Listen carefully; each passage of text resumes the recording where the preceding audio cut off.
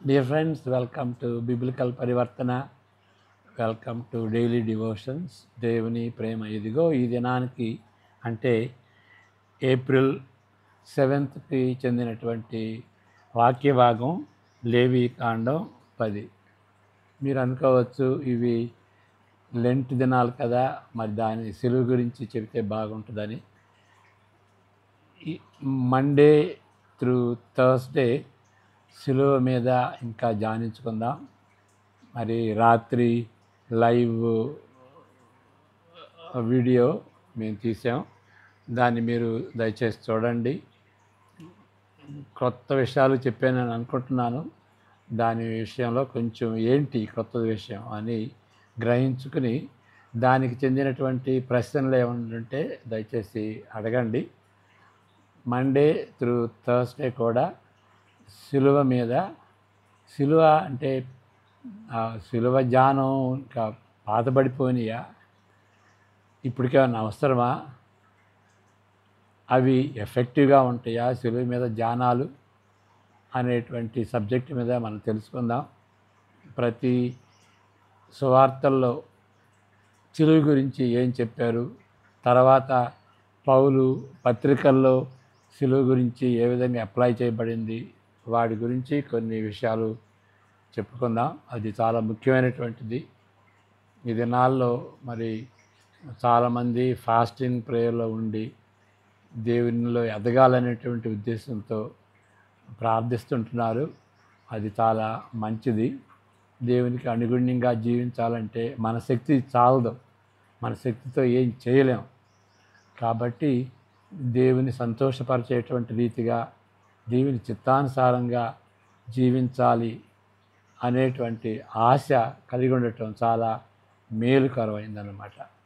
దానికి దేవుని సహాయం కావాలి. అంతేకాదు, ఈ విధంగా దేవుని సహాయంతో దేవుని సంతోషపరిచేటువంటి రీతిగా మనం జీవిస్తే అలాంటి జీవితం మనోహరం, సుందరం, మాధుర్యం అయినటువంటి జీవితం అని రోమాపత్రిక 12:1-2లో మనం చూస్తుంటున్నాం. ఈ వాక్య భాగం చదువుకోబోయే ముందు, దాని మీద ధ్యానించుకోబోయే ముందు చిన్న ప్రార్థన. May the words of my mouth and the meditation of our hearts be pleasing in thy sight, our rock and redeemer. Amen. లేవి కాండం 10వ అధ్యాయం, మరి కొన్ని వచనాలు మనం చదువుకుందాం. 11వ వచనం, యాక్చువల్లీ 20 వచనాలు చదివితే బాగుంటుంది. అహరోను కుమారులైన నాదాబు, అబీహులు తమ తమ ధూపార్తులను తీసుకొని వాటిలో నిప్పులుంచి వాటి మీద ధూపద్రవ్యము వేసి యెహోవా తమ ఆజ్ఞాపించిన వేరొక అగ్నిని ఆయన సన్నిధికి తేగా, యెహోవా సన్నిధి నుండి అగ్ని బయలుదేరి వారిని కాల్చివేసెను. వారు యెహోవా సన్నిధిని మృతి పొందిరి. అప్పుడు మోషే అహరోనుతో ఇట్లనెను, ఇది యెహోవా చెప్పిన మాట, నా యొద్ద నుండి వారి యందు నేను నన్ను పరిశుద్ధపరచుకొందును, ప్రజలందరి ఎదుట నన్ను మహిమపరచుకొందును. అహరోను మౌనముగా నుండగా మోషే అహరోను పినతండ్రి అయిన ఉజ్జీయేలు కుమారులైన మీషాయేలును ఎల్ఫాషానును పిలిపించి, మీరు సమీపించి పరిశుద్ధ స్థలము ఎదుట నుండి పాళెము వెలుపలికి మీ సహోదరుల శవములను మోసుకొని పోవుడని వారితో చెప్పెను. మోషే చెప్పినట్లు వారు సమీపించి చొక్కాయిలను తీయకయే పాళెము వెలుపలికి వారిని మోసుకొని పోయిరి. అప్పుడు మోషే అహరోనును అతని కుమారులైన ఏలియా జరు ఈతమారును ఎలియాజరు ఇతమారును వారితో మీరు చావకుండానట్లు యెహోవా ఈ సర్వ సమాజము మీద ఆగ్రహపడకుండానట్లును మీరు తల విరియబోసి కొనకూడదు, బట్టలను చింపుకొనకూడదు. కానీ యెహోవా వారిని కాల్చినందున మీ సహోదరులైన ఇశ్రాయేలీయుల ఇంటి వారందరూ ఏడవవచ్చును. యెహోవా అభిషేక తైలము మీ మీద నున్నది గనుక మీరు చావకుండునట్లు మీరు ప్రత్యక్షపు గుడారం యొక్క ద్వారములో నుండి బయలు వెళ్ళకూడదని వారు మోషే చెప్పిన మాట చొప్పున చేశారు.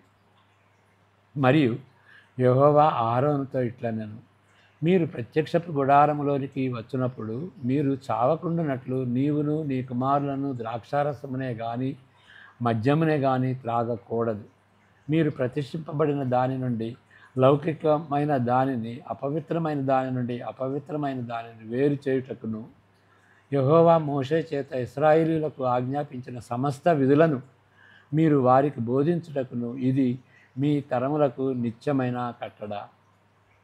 అప్పుడు మోషే అహరోనుతోనూ మిగిలిన అతని కుమారులైన ఎలియాజరు ఇతామారులతోనూ ఇట్లనేను, మీరు యెహోవా హోమ ద్రవ్యములలో మిగిలిన నైవేద్యమును తీసుకొని అది పొంగకుండా బలిపీఠం దగ్గర తినుడి, అది అతి పరిశుద్ధము. యెహోవా హోమ ద్రవ్యములో నుండి అది నీకును నీ కుమారులకును నియమింపబడిన వంతు కావున మీరు పరిశుద్ధ స్థలములో దానిని తినవలెను. నేను అట్టి ఆజ్ఞను పొందితిని. మరియు అల్లాడించు బోరను ప్రతిష్టమైన జబ్బను మీరు అనగా నీవును నీతో పాటు నీ కుమారులను నీ కుమార్తెలను పవిత్ర స్థలములలో తినవలెను. ఏలయనగా అవి ఇశ్రాయేలీయులు అర్పించు సమాధాన బలులలో నుండి నీకును నీ కుమారులకును నియమింపబడిన వంతులు. హోమద్రవ్య రూపమైన క్రొవ్వును గాక యెహోవా సన్నిధిని అల్లాడింపబడిన దానిని అల్లాడించినట్లు ప్రతిష్టమైన జబ్బను అల్లాడించు బోరను తీసుకొని రావలెను. నిత్యమైన కట్టడ చొప్పున అవి నీకును నీ కుమారులకును చెందును. అట్లు యెహోవా ఆజ్ఞాపించెను. అప్పుడు మోషే పాప పరిహారార్థ బలియగు మేకను కనుగొనవలనని జాగ్రత్తగా వెతికినప్పుడు అది కాలిపోయి ఉండెను. అతడు అహరోను కుమారులలో మిగిలిన ఎలియాజరు ఇతామారులను వారి మీద ఆగ్రహపడి, మీరు పరిశుద్ధ స్థలములో ఆ పాప పరిహారార్థ బలి పశువును ఎలా తినలేదు? అది అతి పరిశుద్ధము గదా. సమాజం యొక్క దోష శిక్షను భరించి యెహోవా సన్నిధిని వారి నిమిత్తము ప్రాయశ్చిత్తము చేయుటకై ఆయన దానిని మీకు ఇచ్చెను గదా. ఇదిగో దాని రక్తమును పరిశుద్ధ స్థలములోనికి తేవలెను గదా. నేను ఆజ్ఞాపించినట్లు నిశ్చయముగా పరిశుద్ధ స్థలములో దానిని తినవలెనని చెప్పాను. అందుకు అహరోను మోషేతో, ఇదిగో నేడు పాప పరిహారార్థ బలి పశువును దహన బలి ద్రవ్యమును యెహోవా సన్నిధికి వారు తేగా ఇట్టి ఆపదలు నాకు సంభవించెను. నేను పాప పరిహారార్థమైన బలి ద్రవ్యమును నేడు తినిన ఎడల అది యెహోవా దృష్టికి మంచిదగునా అనెను. మోషే ఆ మాట విని ఒప్పుకొనెను. ఇది చదువుదాం. ఇక్కడ గంభీరమైనటువంటి సత్యాలు దీని నుండి మనం నేర్చుకోవచ్చు. లేవియకాండం 8వ అధ్యాయంలో మనం చూసినటువంటి రీతిగా, చదువుకున్నటువంటి రీతిగా దేవునిచే సూచించబడిన ఆచార ప్రకారము అహరోను కుమారులు యాజకులుగా ప్రతిష్ఠించబడ్డారు. 9వ అధ్యాయంలో తమ పరిచర్యను ప్రారంభించారు. యాజకులుగా అహరోను పిల్లలు ప్రారంభించారు. ఇచ్చట 10వ అధ్యాయంలో మనం చదువుతున్నటువంటి అధ్యాయంలో ఆ ప్రతిష్ఠిత వారంలోనే, ఇంకా వారం రోజులు కాలేదు వాళ్ళు పరిచర్య ప్రారంభించి, ఆయన కుమారులైనటువంటి నాదాబు అబీహులు వారి ధూపార్తులలో నిప్పులుంచి వాటి మీద ధూపద్రవ్యమును దేవుడు నిర్దేశించిన నియమాలకు ఆచారాలకు అదనంగా ఏదో జోడించాలని ఆలోచించినట్లు తెలుస్తున్నది. ఇంకా అదనంగా చేయాలనుకున్నారు. ఇచ్చిన ఆదేశాల కంటే ఇంకా అదనంగా చేయాలనుకున్నారు. కానీ యెహోవా సన్నిధి నుండి అగ్ని బయలుదేరి వారిని కాల్చివేసెను. 2వ వచనంలో చూస్తాం. దీనికి అహరోను నిరసన వ్యక్తపరచుటకు ముందు యెహోవా సెలవిచ్చిన మాటలను అహరోనుతో మోషే ఏం చెప్పాడు? నా యొద్ద నుండి వారి యందు నేను నన్ను పరిశుద్ధపరచుకొందును, ప్రజలందరి ఎదుట నన్ను మహిమపరచుకొందును అని యెహోవా అహరోనుతో మోషే యెహోవా మాటలు చెప్పాడు. అందుకు అహరోను మౌనము దాల్చెను. అప్పుడేమైంది? అంతేకాదు, నాదాబు అబీహులు మరణము నిమిత్తమై అహరోను కానీ ఆయన మిగిలిన కుమారులు ఎవరు? 4 కుమారుల్లో 2 మరణించారు. ఇప్పుడు ఇక మిగిలిన 2 వాళ్ళెవరు అంటే ఎలియాజరు, ఈతామారు. వారి ప్రతిష్ఠిత ఆచారములను ఆపి బహిరంగ విలాపంలో, అంటే వాళ్ళ బ్రదర్స్ చనిపోయారు కదా, బహిరంగంగా వాళ్ళ గురించి విలపించకూడదు. పబ్లిక్ మార్నింగ్ దానిలో పాలు పొందకూడదు. ఎందుకంటే వాళ్ళు ఆ ఆచారంలో ఉన్నారు. ప్రతిష్ఠించాలి, పాప పరిహారార్థ బలి చేయాలి, దాని మధ్యలో ఆపకూడదు. ప్రభు యొక్క అభిషేక తైలము వారిపై ఉండగా ప్రత్యక్ష గుడారమును విడిచి బయట అడుగు పెట్టకూడదు. 7వ వచనంలో మనం చూస్తాం. ఒకసారి మృతదేహాలను తొలగించిన తరువాత కుటుంబ బాధ్యతలను అహరోను పినతండ్రి కుమారులు నిర్వర్తిస్తూ వెలుపలికి ఆ శవాలని కొనిపోయారు. 4-5 వచనాల్లో ఆ విషయం చూస్తాం. దీని గురించి ఏ విధంగా అర్థం చేసుకోవాలి? ఈ ఎపిసోడ్ గురించి, ఈ సంఘటన గురించి ఏ విధంగా అర్థం చేసుకోవాలి? మనుషుల కంటే మతాచారాలకు ఎక్కువ ప్రాధాన్యత ఇవ్వబడినది కదా అని ఎవరైనా వ్యంగ్యంగా అడగవచ్చు. ఏది మతాచారాలు వాళ్ళని అవలంబించకపోతే, కొద్దిగా తప్పు చేస్తే, అదేదో కొంచెం మెరుగ్గా చేయాలని చేస్తే వాళ్ళని చంపటం ఏంటి దేవుడు అని వ్యంగ్యంగా చెప్పవచ్చు. మనుషులు ఆచారాల కంటే మనుషులు గొప్పవాళ్ళు కదా, వాళ్ళని ఎందుకు చంపటం? వాళ్ళకి కొంచెం ఆచారంలో డిఫరెంట్గా చేశారని అని వ్యంగ్యంగా అడగచ్చు. వాళ్ళు మంచి కుమారులు కదా, ఆరాధనను మరి ఘనంగా జరపాలని ప్రయత్నించినప్పుడు దేవుడు వారిని చంపుటలో ఆయనకు ఉదారత ఏమీ లేదు, ఆ కరుణ లేదు దేవునికి. ఆ విధంగా చంపడం ఏంటి యాజకుల్ని అని ప్రశ్నించేటువంటి అవకాశం ఉన్నది.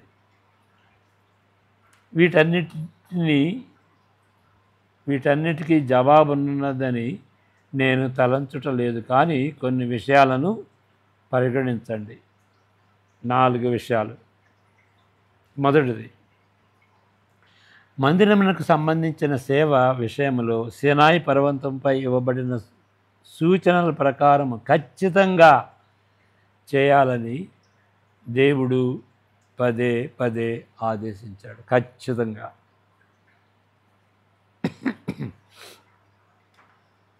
దేవునికి వ్యతిరేకంగా ఉండు ప్రత్యర్థులు, రైవల్స్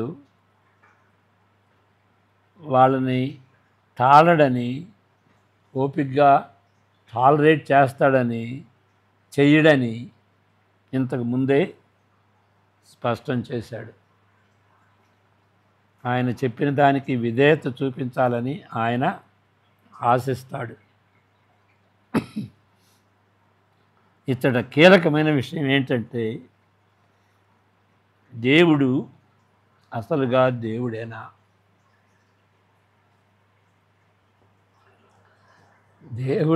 దేవుడైతే మనం తూచా తప్పకుండా ఆయన ఇచ్చినటువంటి ఆదేశాలని ధిక్కరించకూడదు, తక్కువ చేయకూడదు, ఎక్కువ చేయకూడదు, ఖచ్చితంగా పాటించాలి అని అన్నాడు. ఒక విధంగా మీరు అనుకోవచ్చు, ఎందుకు ఆ విధంగా ఖచ్చితంగా పాటించాలి అంటే, అవి క్రొత్త నిబంధనలో రాబోయేటువంటి వాటికి ఇవి సూచనలు అని అంతకుముందు చెప్పుకున్నాం. ప్రత్యక్ష గుడారం, దాని నిర్మాణం, దాని రంగులు, దానిలో ఉన్నటువంటి పరికరాలన్నీ, యాజకులు, ప్రధాన యాజకుడు ఏం చేయాలి, ఏం చేయకూడదు, అవన్నీ కూడాను క్రొత్త నిబంధనలో రాబోయేటువంటి యేసు ప్రభువుని, ఆయన రక్షణను సూచిస్తుంది. కాబట్టి వాటిని ఢిల్లీ డాలీగా మనం అనుసరించకూడదు. రెండవ విషయం, తాను ప్రత్యక్షపరచుకునే సందర్భాలకు కానీ, అంటే తాను అంటే దేవుడు ప్రత్యక్షపరచుకునే సందర్భాలకు కానీ, ఉద్యమం వచ్చు సందర్భాలకు కానీ ఎంత సన్నిహితంగా, ఎంత దగ్గరగా, అంటే టైం దగ్గర, దానికి ప్రాక్సిమిటీ అంటే దగ్గర, స్థలం దగ్గర ఉండటం, అంటే అంత సన్నిహితంగా దేవుని ఉగ్రత, శిక్ష ఆయనను ధిక్కరించే వారిపై పడుతుందని బైబిల్ చరిత్ర అంతటిలో మనం చూస్తాం. రివైవల్ టైంలో మరి దేవుడు తనను తాను బయలుపరుచుకునేటువంటి సందర్భంలో, ఆ సందర్భాల్లో మనం దగ్గరగా ఉంటే, దానికి సమీపంగా ఉంటే దేవుని యొక్క శిక్ష, ఉగ్రత వారిపై పడుద్ది. ఎవరిపై పడుద్ది? దేవుని ధిక్కరించేటువంటి వారిపై పడుద్ది, వెంటనే పడుద్ది. ప్రజలు ఆ రివైవల్కి, దేవుని ప్రత్యక్షతకి ఎంత సన్నిహితంగా ఉంటారో, ఎంత దగ్గరగా ఉంటారో, ఎంత ఆనుకుని ఉంటారో, అంత సన్నిహితంగా ఆ శిక్ష పడుద్ది అని మనం గ్రహించుకోవాలి. ఇది ఒకచోటే కాదు, బైబిల్ అంతట్లో ఉంటుంది. ఫర్ ఎగ్జాంపుల్, దేవుని మందసాన్ని స్థిరపరచుటకు ఉజ్జా చెయ్యి తాపినప్పుడు మరణానికి గురి అయ్యాడు. అంతేకాదు, అననీయ, సిప్పోరా, అపోస్తల కార్యం 5వ అధ్యాయంలో మనం చూస్తాం కదా, బొంకిన కారణంగా వారు ఇన్స్టెంట్గా చంపబడ్డారు.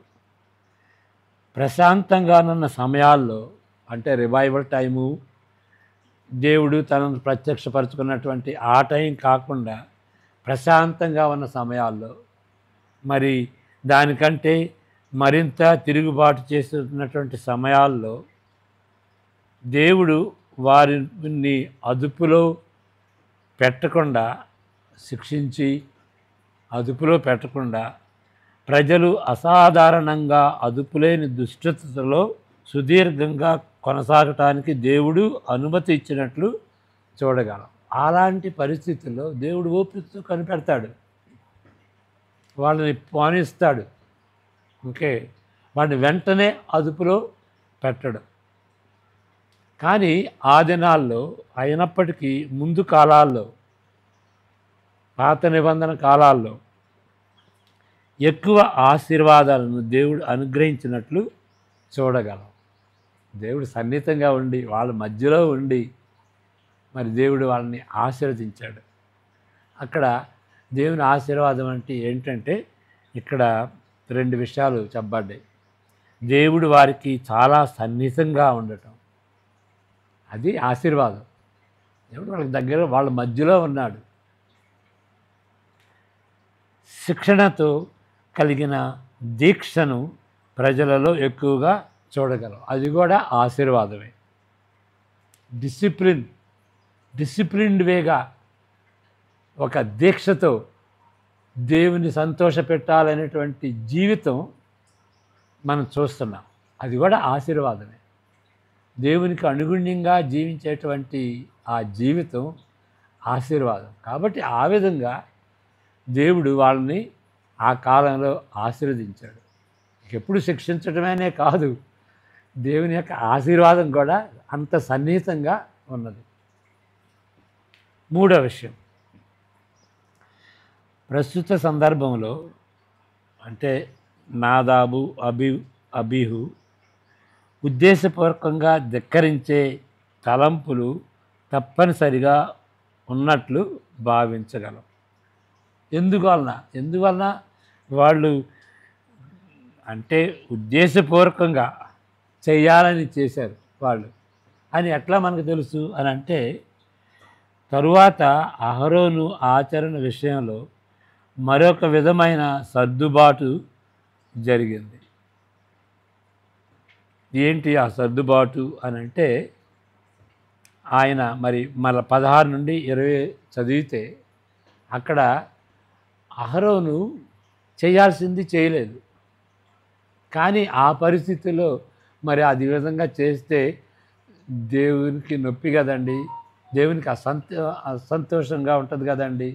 ఇలాంటి పరిస్థితుల్లో, దుఃఖించేటువంటి పరిస్థితుల్లో నేను ఏ విధంగా తినాలి అని ఆయన అహరోను రైట్ మోటివ్తో కొన్ని ఆచారాన్ని పాటించలేదు. అంతకుముందు ఆచారాన్ని పాటించకపోతే ఆయన వాళ్ళిద్దరు కుమారులు, అహరోను కుమారులు చనిపోయారు. మరి ఇక్కడ అహరోను పాటించకపోతే ఆయన చనిపోలేదు. మోషే అంగీకరించాడు, ఓకే అని అన్నాడు. అదేంటి? ఎందువల్లంటే వాళ్ళు అంతకుముందు వాళ్ళు చేయాలని చేశారు, దేవుని ఉద్దేశపూర్వకంగా ధిక్కరించారు. ఇక్కడైతే ఆయన మోటివేషను సరిగా ఉంది. దేవునికి భయపడుతూ ఆయన ఆచరించలేదు. కాబట్టి ఉద్దేశం అనేది చాలా ముఖ్యం. ఇక్కడ చదువుదాం 16 నుండి 20 వరకు. లేవీకాండం 10వ అధ్యాయం 16 నుండి 20 వరకు మళ్ళీ చదువుకుందాం. అప్పుడు మోషే పాప పరిహార్థ బలియగు మేకను కనుగొనవలనని జాగ్రత్తగా వెతికినప్పుడు అది కాలిపోయి ఉండను. అతడు అహరోను కుమారులలో మిగిలిన ఎలియాజరు, ఈతామారును వారి మీద ఆగ్రహపడి, మీరు పరిశుద్ధ స్థలములో ఆ పాప పరిహార్థ బలి పశువును ఎలా తినలేదు అని మోషే అడుగుతున్నాడు. అది అతి పరిశుద్ధము కదా. సమాజం యొక్క దోష శిక్షను భరించి యెహోవా సన్నిధిని వారి నిమిత్తము ప్రాయశ్చిత్తం చేయుటకై ఆయన దానిని మీకు ఇచ్చాను కదా, ఎందుకు చేయలేదు? ఇదిగో దాని రక్తమును పరిశుద్ధ స్థలములోనికి తేవలేను కదా అని మోషే అహరోనుని ప్రశ్నిస్తున్నాడు. నేను ఆజ్ఞాపించినట్లు నిశ్చయముగా పరిశుద్ధ స్థలంలో దానిని తినవలెనని చెప్పాను కదా. అందుకు అహరోను మోషేతో ఇచ్చినటువంటి జవాబు ఏంటి అంటే, నేడు పాప పరిహార్థ బలి పశువును, దహన బలి ద్రవ్యమును యెహోవా సన్నిధిని వారు తేగా ఇట్టి ఆపదలు నాకు సంభవించాను. మరి నా కుమారులు చనిపోయారండి, ఆపద సంభవించింది. నేను పాప పరిహారార్థమైన బలి ద్రవ్యమును నేడు తినిన ఎడల అది యెహోవా దృష్టికి మంచిదగునా అని. అలాంటి ఆపదల సమయంలో నేను ఇది చేయొచ్చండి, అది దేవునికి అంగీకారమా అని ఆ ఆచారాన్ని చేయకుండా మార్చాడు, అడ్జస్ట్ చేసుకున్నాడు.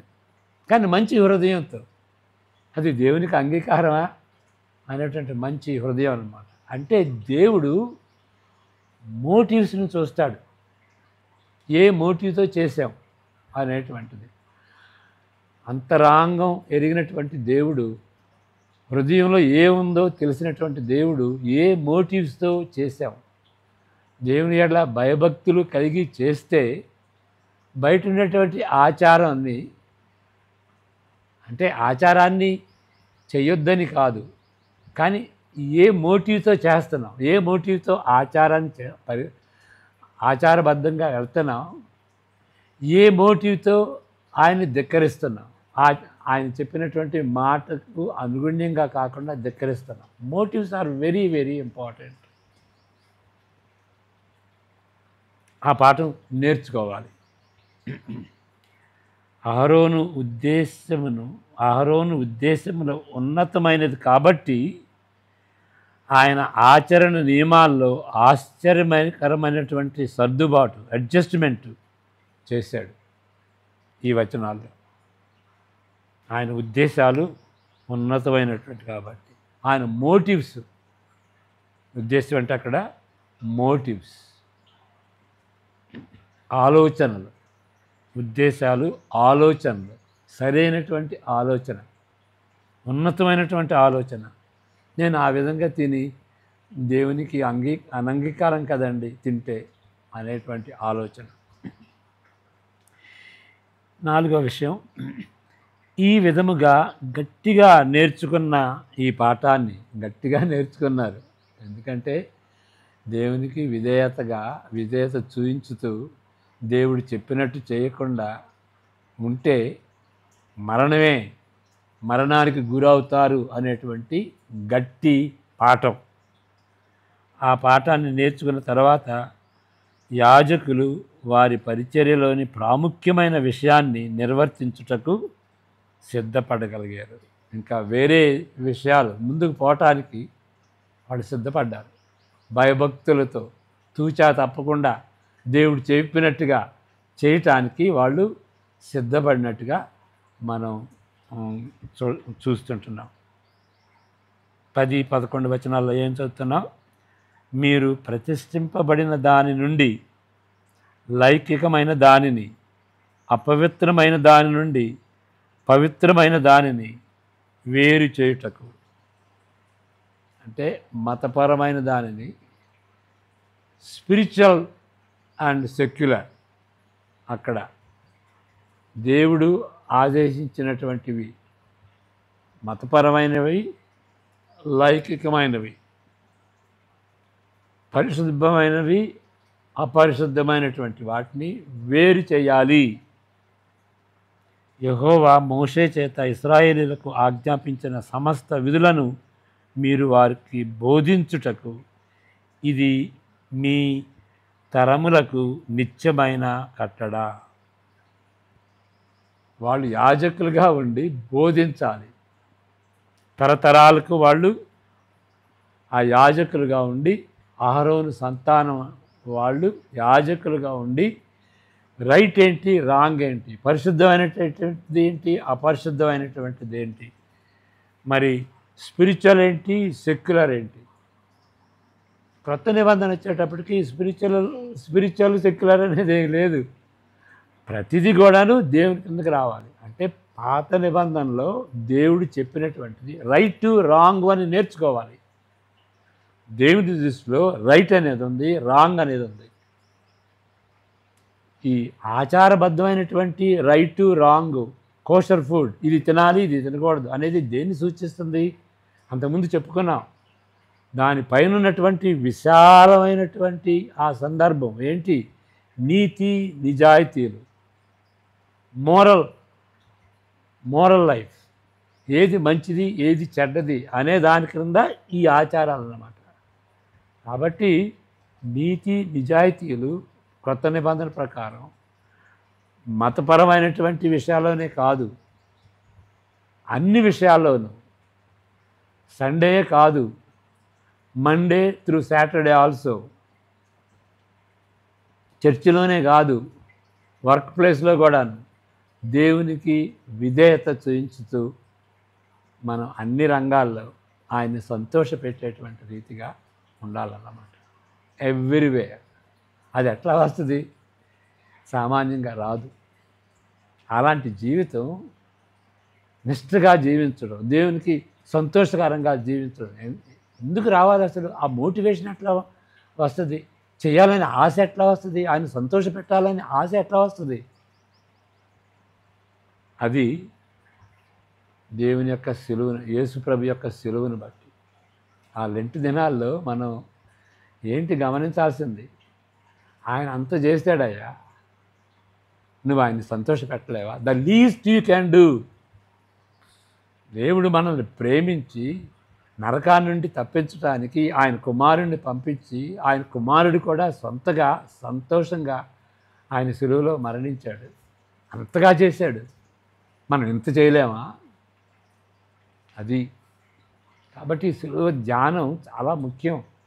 ఈ లెంట్ దినాల్లో సిలువ మీద ధ్యానించడం చాలా ముఖ్యం. అది లేకపోతే దేవుని సంతోషపెట్టి దేవుని వాక్యానికి అనుగుణ్యంగా జీవించాలనేటువంటి ఆశ, ఆ దీక్ష మన జీవితాల్లో ఉండదు. శక్తి కూడా ఉండదు. ఆ దీక్ష లేకపోతే ఇంకా శక్తి ఎందుకు ఉంటుంది? కాబట్టి పరిశుద్ధాత్మ శక్తిని కోరుకుని ఆ విధంగా మన దేవునికి అనుగుణ్యమైనటువంటి జీవితాన్ని సండే టు సండే అన్ని రోజులు జీవించాలని, దేవుడు ఆశిస్తున్నట్టుగా జీవించాలని, సంతోషంగా జీవించాలని, ధైర్యంగా జీవించాలని, యేసుప్రభు యొక్క రాకడ వరకు ధైర్యంగా జీవించాలని, ఆయన కొరకు జీవించాలని, ఆ యొక్క తృష్ణ, దీక్ష, సంతోషం ఆ విధంగా ఉండేటువంటి క్రైస్తవ జీవితం జీవించాలని మనం ఆశపడాలి. ప్రార్థన చేసుకున్నాం. Beloved Father, how thankful we are for your word. How thankful we are for your Son, our Savior, the Lord Jesus, who obeyed you according to Scripture. As we read in 1 Corinthians 15, 3 and 4, Jesus died according to Scripture, buried according to Scripture, rose again according to Scripture. Perhaps we can also add and say, the Lord Jesus came into this world according to Scripture. He will come back according to Scripture. నాయన, ఆ విధంగా యేసుప్రభు వలె మీ లేఖనాలు చెప్పినట్టుగా జీవించడానికి మాకు ఆ దీక్ష అనుగ్రహించండి. సిలువ వైపు చూస్తూ మా జీవితాలను ఆ విధంగా వెచ్చించేటువంటి రీతిగా జీవించడానికి మీ కృపను అనుగ్రహించమని యేసు ప్రభు పేరట ప్రార్థిస్తుంటున్నాం తండ్రి. ఆమేన్. God bless you.